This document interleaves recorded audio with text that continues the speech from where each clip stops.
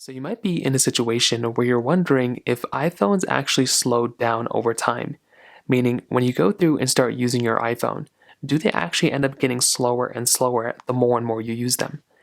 Now, the typical answer of this is actually yes. iPhones and products and electronic devices in general do actually kind of slow down the more and more you use them. The reason for that is because naturally, it's not the more you use them necessarily they slow down. It's kind of over time, these phones end up kind of getting slower and slower, mostly because of the newer applications demanding more and more resources. So, Instagram, for example, 10 years ago on this iPhone 12 Pro could run extremely fast.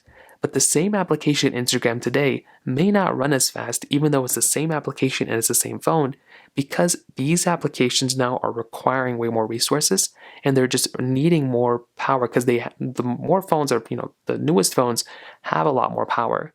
So these app developers that you see right here are basically all developing these applications not with the iPhone 12 Pro in mind necessarily. It's all for the latest and greatest phones, right? So same thing with all these new games coming about. All these applications, they're requiring more and more resources. So even though it's the same app, it might not be as, it's not going to be specifically focused here because they're not really trying to make these types of applications for these types of devices, right? They're just specifically making it for the newest phones in mind. Now, on top of that, the other thing too is that your battery health on your iPhone does actually have a big impact on this too. So when you actually have your iPhone battery health, the more your iPhone battery health goes down, the more your iPhone, has the potential of being slower. So there's a little peak performance capability. There's the optimized all this stuff. Basically, if your battery health gets to a certain level, Apple's going to go through and just kind of start throttling it. It's just a built-in feature. And on top of that, when you update your iPhone, those updates, on iOS 26 and the newest ones, those updates are tailored for, once again, the latest and greatest iPhones. They're not necessarily tailored for these older ones.